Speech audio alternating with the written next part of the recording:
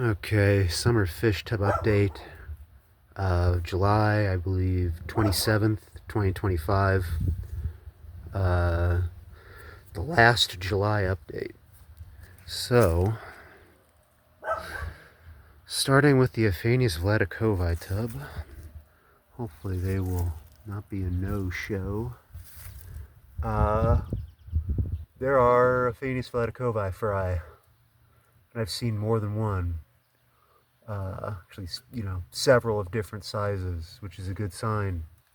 So they actually are producing for the first time in a couple years. Let's see if you can see. There's several hanging out over here. Probably can't see them very well. You can probably see the shadows moving. But yeah, these guys are producing again. It's been, I first had them in 2022. They produced great for me. Then I oversold them that fall. I sold off too many of my offspring, didn't keep enough back, particularly females.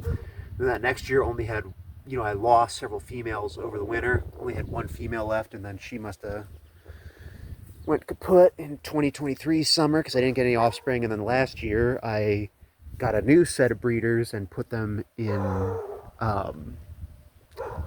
The neighbors have their relatives over who has a dog that really likes barking. Put them in the 110-gallon tub in the back corner, and they didn't produce in that one. So I was kind of iffy if they were going to produce this year, and it seemed like they were not going to hit, but they did. So that's always a good thing. With the plants in this tub, I just want to point out the Zenodeschi has really come back, which I do like that plant a lot. So, and this Swiss Ricola is about to flower. Moving on to the Zoophorus maculatus Rio Papillopan. Still have not seen them at all, but I have a bunch of Halloween medaka fry from my transferring of egg-laden water lettuce into this tub, and there's probably a few dozen Halloween medaka fry in here, so they're doing good. The spearmint that I overwintered from last year is starting to bloom as well. Okay, moving on to the Halloween tub.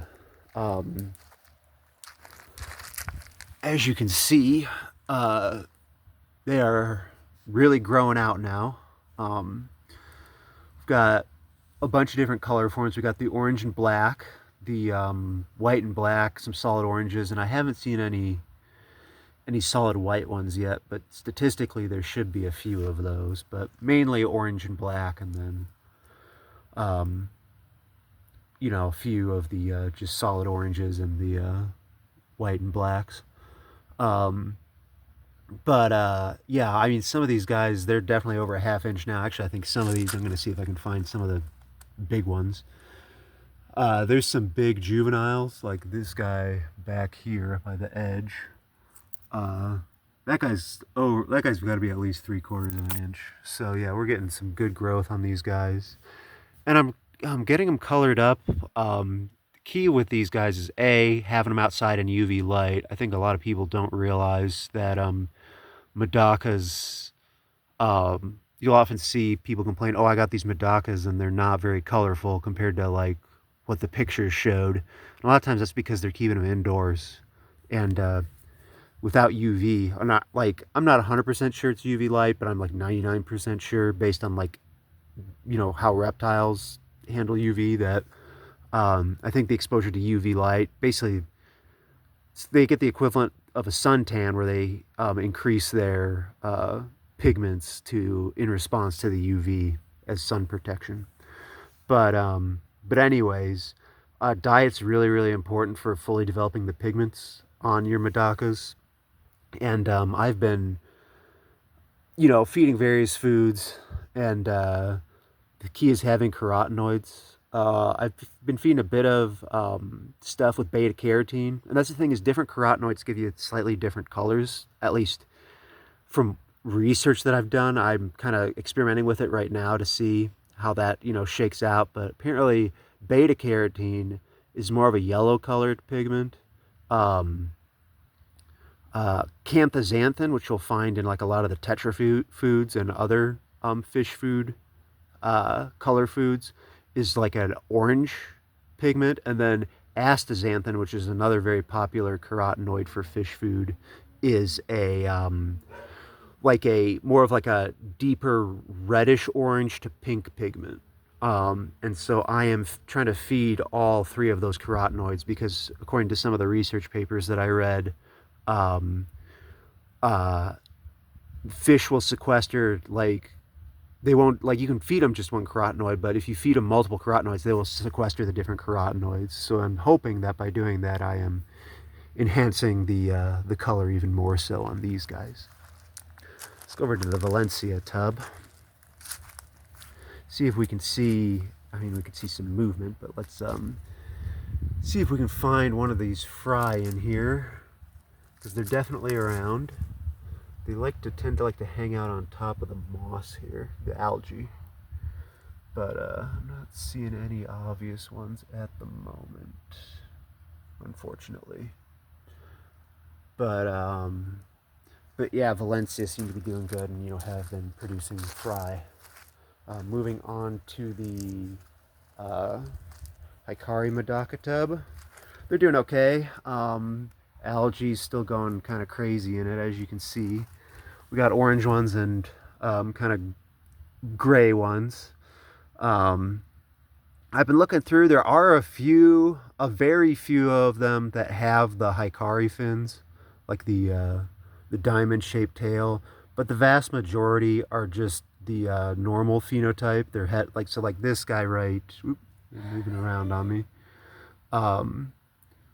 And I can't, it's hard to see that they're in the shadow now, but that guy that's kind of in the back, that's in the center of the screen, the one that I'm kind of following that's moving slowly, that guy's an actual Hikari, but then these other guys are,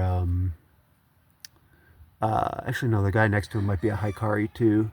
But yeah, I've got some Hikaris in here, but they're, like, in theory it should be 50-50.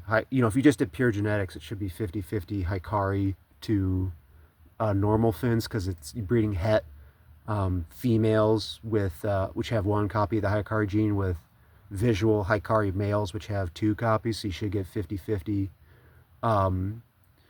Hikari to normal, and it's definitely way less Hikaris than normal, which supports the what I've read, that Hikaris just do not reproduce as well as normals do. And like, it's either something with, I don't know if it's that they don't make it through embryonic development, or it's that they just don't survive the early stages of being a fry.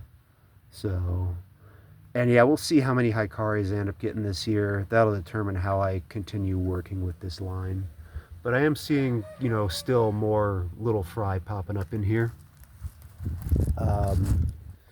The turtle tub, let's see if we can find the turtle. Probably not. I saw his head poking up a minute ago, but yeah, I think he's under right now.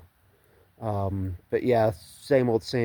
The still got my Yuki medakas in here, and I'm hoping he's not going to pick them all off. But you can see there's one Mayuki Medaka fried down right there in the center of the screen. Actually, there's another one over here too. And those guys seem to be growing pretty good. Over here we got the other Halloween tub, and you can see these guys are really growing out and really coloring up too. Especially, I just started feeding the astaxanthin feed in the last week, and I feel like they're getting much more of the orange color versus kind of the more yellowish color. But as you can see, we've got a mix of orange and black, and then white and black in there. Yeah, and so yeah, excited to continue. Well, excited to see how these Halloweens continue to mature, how they end up looking. The Ziphophorus maculatus / variatus domestic strain tub. I did see the breeders, trying to think, like a better part of a week ago, very briefly, but seeing no evidence of fry at all. I'm not working with these guys again next year. I mean, even if they produce fry, I haven't seen them really at all. Thinking of maybe trying mollies next year, but I wonder if my climate, if it's just too cold for Pusillid live bearers to be successful. Here's the other Halloween propagation tub where I was transferring um, water lettuce with eggs, and as you can see, there's tons of little fry, and then some of these guys are actually getting decent size, like 3/8 of an inch. It is amazing how quick medakas grow. I mean, in all the tubs, all these medakas are, um, 2 months old or less. Actually, less than 2 months old because you got to figure in incubation time. So yeah, these guys are all less than 2 months old in this tub. All these guys, I believe, are less than a month old. Um, this Aphanius mento tub, not a whole lot going on. I did lose one of the females. She jumped up on the algae when it was on the top. But interestingly enough, in this tub, unlike pretty much every other tub, the algae seems to be dying back, which is a mixed thing because the Aphanius mento tubs actually kind of want the algae because they like to breed in it. This Aphanius mento tub, haven't seen anything, but that's not surprising since it's totally covered in water lettuce. Although cardinal flower is doing good with its flowers, and that canna that I grew from seeds coming in nicely. This Aphanius mento tub, there's a ton of fry in here. Of course, can't see very many of them right now, but like there's been times where I've looked in just this little, um, visible area where the algae's been cleared, and you can just see like, a couple dozen fry just hanging out. I mean, you can see them moving around right now. But yeah, it's been doing good. Mojito mints got flowers on it, and just in general, everything's doing well, and I'm not too worried about there being algae in this tub for previous stated reasons. The mixed medaka tub still got a couple fry hanging around, as you can see right here. The adults look like they're all mostly around 2, but not really producing any more offspring.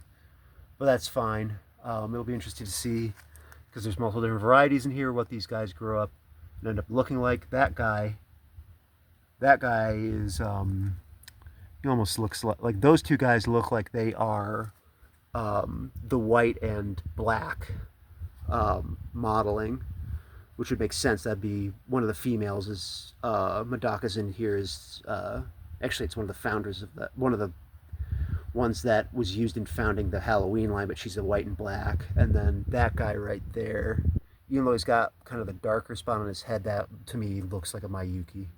So yeah, this tub's doing good.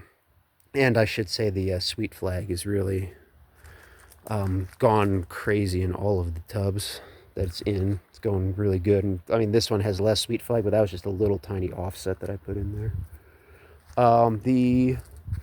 Probably not going to see him because my shadow is just over it, but the flagfish tub, definitely seeing, continuing to see a flagfish fry hanging around in this open spot, and some of them are starting to put some size on them, which is good, so they're doing well. And you can see that all of my rushes are putting seed heads on them. The Scyphia tub, I had some Hikari medaka eggs I transferred in here, and I got a few fry, but they disappeared.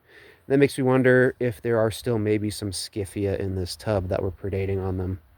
I'm almost tempted to go and grab my crappy underwater camera and stick it in and see if I can maybe see them. But yeah, the orange mint though is basically looks like it's gonna take over the entire damn tub.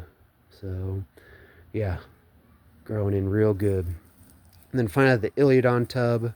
Again, it's kind of a same old. Taro's doing really good though, but not a whole lot of action. But earlier this week I did see a bunch of the Iliodon coming up to feed, and there was at least like half a dozen or so that were coming up, and if you see half a dozen, there's probably more. But yeah, tub's doing good, plants are doing good, and yeah, that's kind of the late July update. We're getting fry. Anyway, tell me about your own summer tubbing adventures in the comments. Talk to you later.